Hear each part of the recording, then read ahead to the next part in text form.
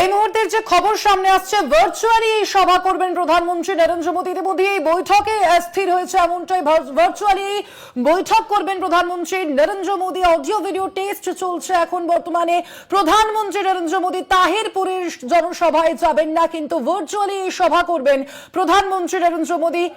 আরো বিস্তারিত জানবো, বিশেষ প্রতিনিধি অঞ্জন রায় রয়েছেন ফোন লাইনে। অঞ্জন দা, কি জানতে পারা যাচ্ছে?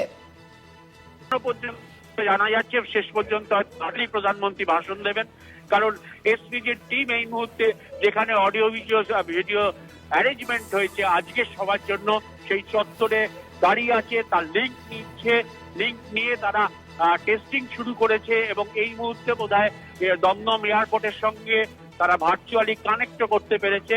ফলে এক্সপেক্টেড ভার্চুয়ালি বৈঠক ভাষণ দেবেন প্রধানমন্ত্রী, এমনটাই এক্সপেক্ট করা হচ্ছে।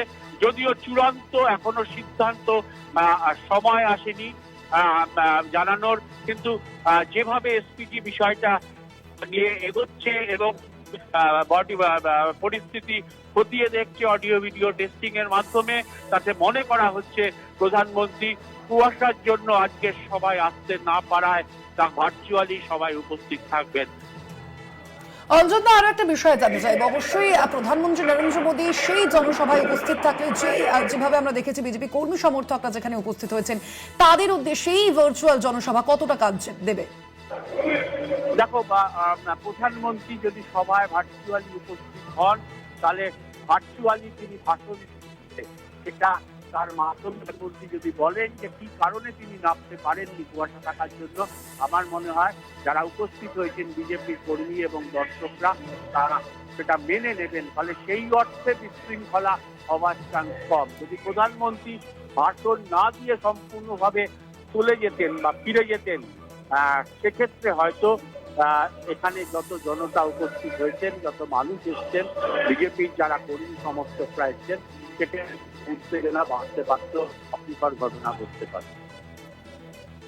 ধন্যবাদ তোমায়। আমরা কথা বলছিলাম, আমাদের সঙ্গে ফোন লাইনে ছিলেন বিশেষ প্রতিনিধি অঞ্জন রায়। তাহিরপুরে ভার্চুয়াল সভা করবেন প্রধানমন্ত্রী নরেন্দ্র মোদী। এই বৈঠকে কিন্তু এই সিদ্ধান্তই হয়েছে বলে জানতে পারা যাচ্ছে। কলকাতা বিমানবন্দর থেকেই এই ভার্চুয়াল সভা হওয়ার সম্ভাবনা রয়েছে বলেই জানা যাচ্ছে। তাহিরপুরে ভার্চুয়াল সভা করবেন প্রধানমন্ত্রী নরেন্দ্র মোদী। কলকাতা বিমানবন্দরেই বর্তমানে রয়েছেন প্রধানমন্ত্রী নরেন্দ্র মোদী। আপনাদের যেমনটা জানাচ্ছিলাম, খারাপ আবহাওয়ার কারণে কিন্তু তিনি রানাঘাটে যেতে পারেননি। আরো বিস্তারিত জানবো, আমাদের সঙ্গে ফোন লাইনে রয়েছেন প্রতিনিধি শাকিল মুস্তাক। শাকিল, কি আপডেট রয়েছে? দেখো, প্রধানমন্ত্রী নরেন্দ্র মোদী ইতিমধ্যেই কিন্তু কলকাতা বিমানবন্দরে ভিআইপি লাউঞ্জ, সেখানে কিন্তু ভিভিআইপি লাউঞ্জে কিন্তু তিনি বসে রয়েছে। ইতিমধ্যে যে তাহিরপুরের জোড়া সভা, অর্থাৎ প্রশাসনিক সভা এবং জনসভা একটা ছিল, জোড়া সভা কিন্তু ইতিমধ্যেই কিন্তু তার ভার্চুয়ালি হবে এমনটাই কিন্তু জানা যাচ্ছে। মূলত সেই পরিস্থিতি কিন্তু কলকাতা বিমানবন্দরে শুরু হয়ে গেছে। ইতিমধ্যে কলকাতা বিমানবন্দরে কিন্তু ভার্চুয়ালি সবার যে সেট আপ কিন্তু ইতিমধ্যে রেডি করছে আধিকারিকরা। ইতিমধ্যে কিন্তু দফায় দফায় কিন্তু এই যে বাই রোড যাবে কিংবা ভার্চুয়াল সভা হবে, সেটাই কিন্তু দফায় দফায় কিন্তু উচ্চ পর্যায়ে কিন্তু আধিকারিকদের সঙ্গে কিন্তু এই বৈঠক করছিলেন প্রধানমন্ত্রীর সিকিউরিটি গার্ডরা।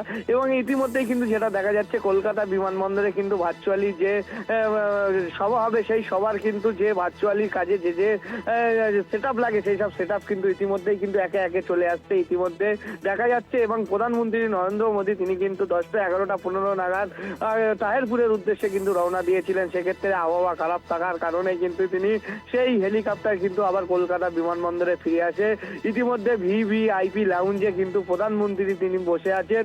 ইতিমধ্যে কলকাতা বিমানবন্দরে কিন্তু কড়া নিরাপত্তায় কিন্তু মুড়ে ফেলা হয়েছে সিকিউরিটি গার্ড দিয়ে। কলকাতা বিধাননগর পুলিশ কমিশনারের পুলিশ কিন্তু ইতিমধ্যেই কিন্তু তিনিও এসে গেছেন এখানে।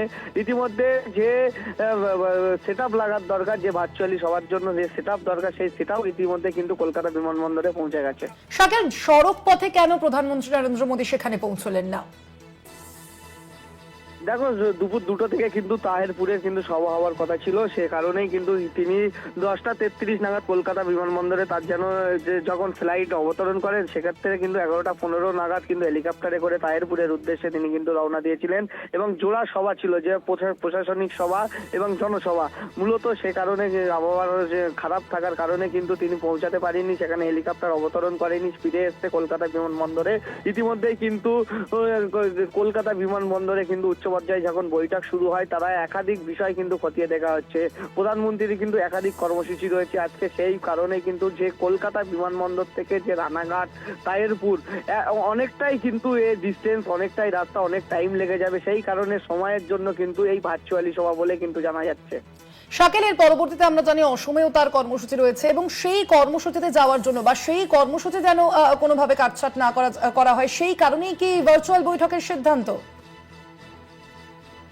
দেখো, একদমই 11টা 15 নাগাদ যখন তাহেরপুরের উদ্দেশ্যে প্রধানমন্ত্রীর কপ্টার রওনা দিয়েছিলেন, সেখানে পৌঁছেও গিয়েছিলেন এবং বেশ কিছুক্ষণ কিন্তু আকাশে চক্কর খেতে খেতে কিন্তু আবহাওয়া খারাপ থাকার কারণে কিন্তু তিনি কলকাতা বিমানবন্দরে ফিরে এসেছেন। তিনি ইতিমধ্যে ভিভিআইপি লাউঞ্জে তিনি বসে আছেন এবং উচ্চ পর্যায়ে কিন্তু বৈঠক হয়েছে কিভাবে এই যে বাইরোড যাবে কিংবা ভার্চুয়ালি হবে, সেই কিন্তু দফায় দফায় বৈঠক হয়েছে। রাজ্যের তরফ থেকে কিন্তু রাজ্যের চিফ সেক্রেটারি তিনিও কিন্তু উপস্থিত ছিলেন এবং চন্দ্রিরাম ভট্টাচার্য তিনিও কিন্তু উপস্থিত ছিলেন এবং দফায় বৈঠক হওয়ার পরে কিন্তু সেই সিদ্ধান্ত নেওয়া হয়েছে যে ভার্চুয়ালি, যে সময়ের কারণে কিন্তু এই ভার্চুয়ালি বৈঠক এমনটা কিন্তু জানা যাচ্ছে। তার একাধিক প্রোগ্রাম আছে, সেই কারণে কিন্তু অন্য প্রোগ্রাম না যাতে কাটছাট হয়, সেই কারণে কিন্তু এই ভার্চুয়ালি প্রোগ্রাম হবে তাহেরপুরের জনসভা এবং একেবারে অর্থাৎ বোঝাই যাচ্ছে যে সময় যেন বেশি না যায় এবং তার পাশাপাশি নিরাপত্তার ব্যবস্থাও যথেষ্টই কঠোর করতে হতো সেক্ষেত্রে, এবং সেই কারণেই কিন্তু এই ভার্চুয়াল বৈঠকের এই ভার্চুয়াল সভার কথা বলা হচ্ছে এখনো পর্যন্ত, তেমনটাই জানতে পারা যাচ্ছে। আপাতত ধন্যবাদ তোমায় শাকিল।